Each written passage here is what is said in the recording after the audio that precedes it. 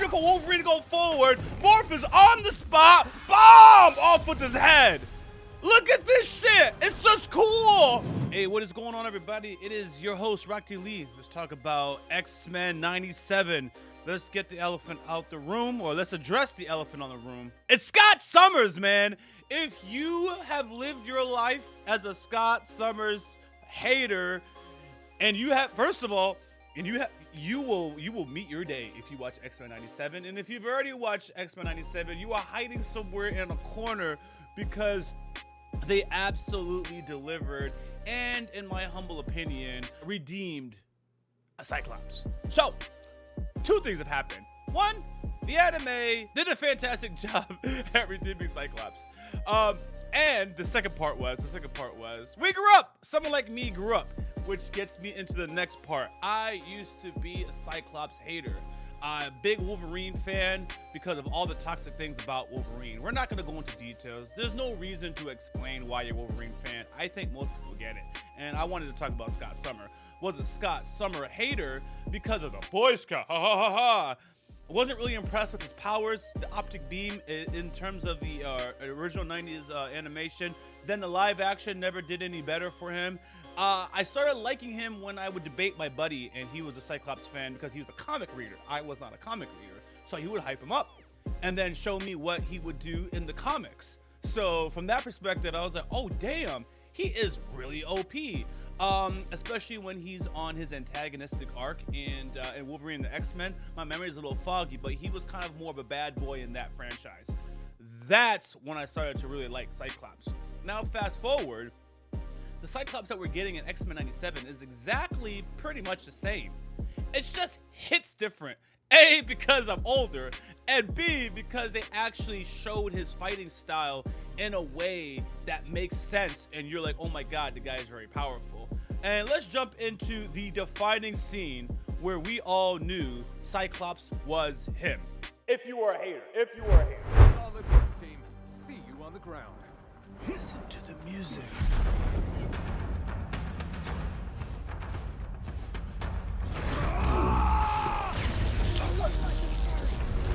So unnecessary. Well, look at that! Why? To me, my X-Men. Woo! Absolutely delivered. There was just things in the animation team that was unfreaking necessary, bruh. Like, let me show you what was unnecessary. We're actually gonna go back and play the sequence really quick, because that's what we're gonna focus on, okay? The visor through the smoke. To me, my X-Men. They all fall into place. Music, shine. They just did the thing. And then you had Rogue to add on her own. Haha, cuteness. I absolutely love that scene. And this goes into my other point. And I don't know if I'm tripping, but I feel like they put Wolverine more in the back seat, right? Somehow, between my memory, I'm just going to speak on my memory, whether it's right or wrong. How I remember things is Wolverine would just show Cyclops up, and that's the end of the story. This time, that's not happening. Wolverine, I've seen enough. I've seen Wolverine versus the Hulk as an animation. So it's Wolverine versus the Hulk, and he was fighting Deadpool in there. I know that Wolverine can land from a plane because he jumps out of planes without parachutes. That's part of what he does. I know it takes damage. I know it hurts. So if you stop him from hitting the ground, like we're about to see, that's completely reasonable. I'm just saying that Wolverine got the save and Cyclops didn't. By the way, let's go into this. Rogue, Storm, they look at each other. They know the deal. Okay. Morph goes right to his homie.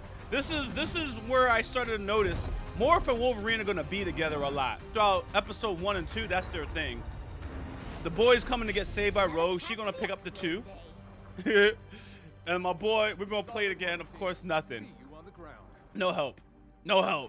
It's just cool. Freaking somersault, diving, increasing his momentum. He's trying to get to the ground faster.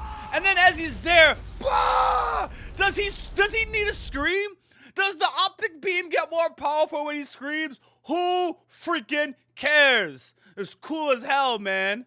It is cool as hell. Look at the stance, the knees, the standing up. To me, my X-Men. until Magneto shows up. Absolutely loved it. So now we're gonna get into the actual battle. I thought the battle was cool as hell.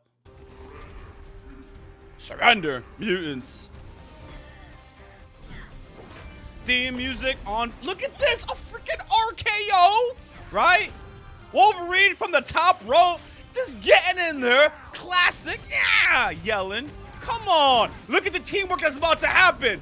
Gambit through the card, Bishop with the alley-oop, absorbs, chuck that shit right back at him, ha ha ha.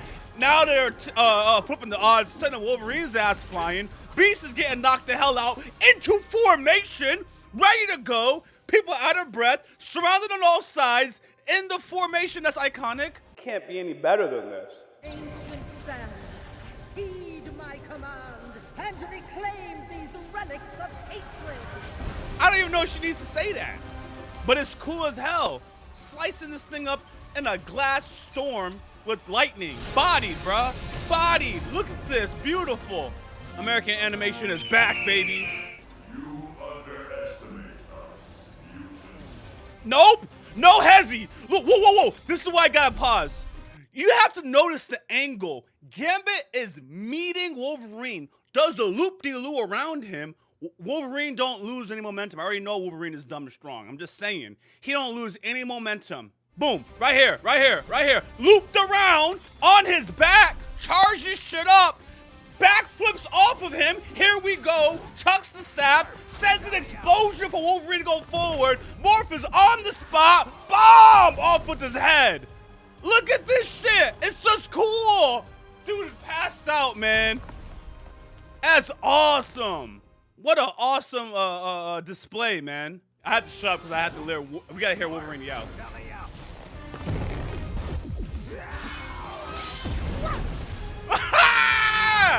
That is cool. And the stance, man.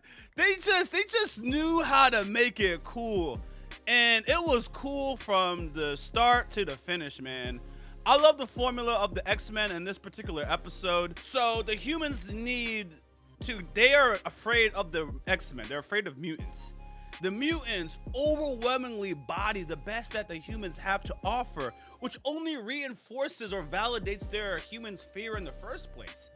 You know, I'm team mutant all day because Magneto, I love Magneto. If you watch Jujutsu Kaisen reactions with me, you already know how I feel about Kiddo. If you watch Maggie, you already know how I felt about the magicians versus the Goy. When it comes to the disenfranchised wanting to fight back, I'm always with the smoke. But at the same time, I understand the freaking humans. Because if left unchecked and you are a declining population to a powered group, you know, humans actually become the minorities over time. Humans are going to become the minorities over mutants. The oppressors become the oppressees. They even talked about that. And when you see what they can do against the best of what you have to offer, you're like, yeah, we can coexist now, but what happens if they flip the script? What happens if the mutants were to say, oh, we're in charge? Like, that is right there in the narrative, but we're always going to be Team X-Men. But that's why the story is so compelling, because even though we clearly know who the villains are, what they're saying still kind of makes sense. We just don't agree with their methods. It always comes down to the methods. Same thing with Magneto. No one really disagrees with Magneto's opinions of mankind and mutants. We disagree with his actions, and that's only because of the optics. Ah, man, I'm going to have an episode 2 review. I'm sorry. I'm so hype that I'm shaking things, and I'm wondering why portraits are moving. So anyways, I'll save that for episode 2. This might be a series where I do that for, and we are going to see what you guys think, how you guys feel about, how you guys respond to it. But if you guys want to see the full reaction, check out Yaboyrocklee. That's in the description of this video. That's where I reacted to it originally, blind. And then because I'm excited, I just want to talk about it. And if I talk during the reaction, people say I talk too much. Even here, you guys saw, but this is my space.